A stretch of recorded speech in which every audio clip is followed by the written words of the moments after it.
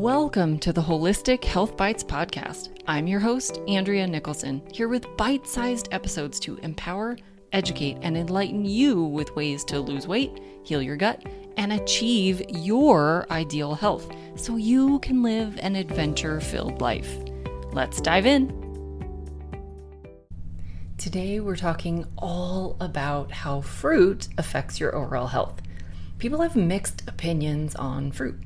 Some people believe that it is a necessary part of a healthy diet, while others view it as unhealthy and full of sugar. Some say it's natural, therefore there should be no limitations. And yet, the fruit we know of today is nothing like the fruit of just a few decades ago. Plus, many cultures back then would not have had access to fruit year-round. So how should we be approaching fruit? A new study was just published in the Scandinavian Journal of Gastroenterology looking at this exact topic. The title of their paper is The Effect of a Fruit-Rich Diet on Liver Biomarkers, Insulin Resistance, and Lipid Profile in Patients with Non-Alcoholic Fatty Liver Disease, a randomized clinical trial. Now, this is the gold standard type of research as a clinical trial with random assignment into two different groups. Now, before we break down this study, let's chat briefly about non-alcoholic fatty liver disease, or NAFLD.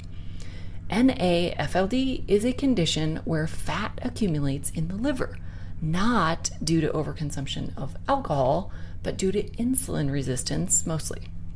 Roughly 1 in 3 people in the US have this condition, which can lead to liver inflammation, scarring of the liver, and can ultimately lead to hepatic fibrosis, cirrhosis, and ultimately liver failure. This is a topic we should all care about. So now let's break down this particular study. There were 80 participants, so it's a relatively small study group. They were randomly assigned to either consume at least 4 servings of fruit per day or less than 2 servings of fruit per day. They performed various blood tests and physical measurements before and after the trial, and the entire trial lasted 6 months. Now, at the end of the study, the results were fascinating. The group that consumed higher amounts of fruit had gained an average of 7 kilograms in body weight. That's about 15 pounds. While the group that had restricted their fruit intake had actually lost 6.5 kilograms, or about 14 pounds. That's a difference of almost 30 pounds between the two groups.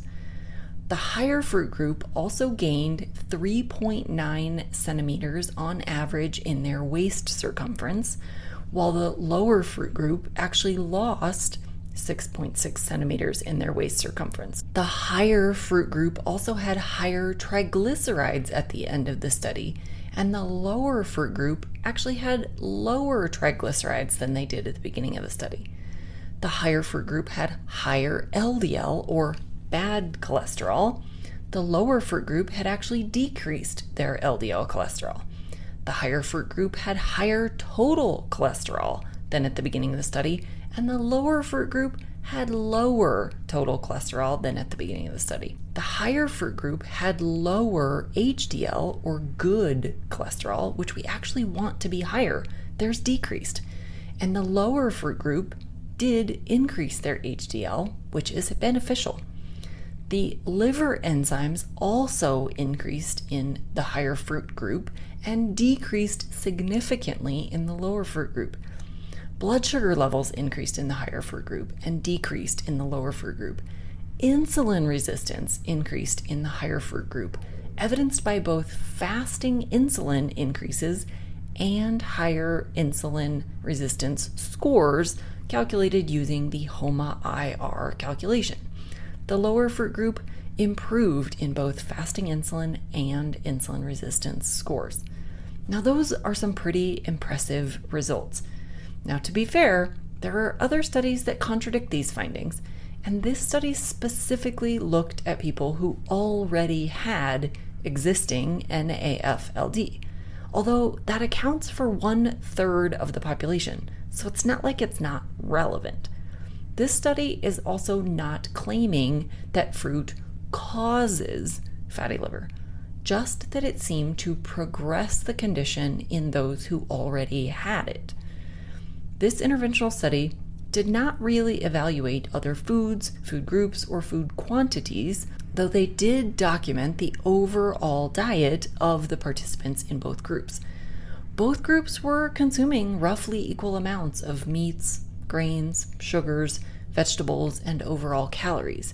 They also tracked exercise and found that both groups were essentially equal there as well. So the only intentional intervention was the fruit consumption. This study poses some interesting questions about whether or not we should really be consuming fruit or considering it a freebie since it's natural. You might be tempted to disregard this study because they were only examining those with existing fatty liver disease. But if NAFLD is present in 1/3 of the population, I'd say we all need to pay attention, especially given that cholesterol, lipids, blood sugar, and insulin resistance all also got worse on the fruit-rich diet. It's a relatively easy nutritional strategy to just cut back on fruit. I'd also say that most of us really need to cut back on grains and overall carbohydrates as well. But that's a story for a different day. Thanks for being a faithful listener to the podcast. I'd love it if you left me a 5-star review on this podcast so that others can more easily find this valuable information.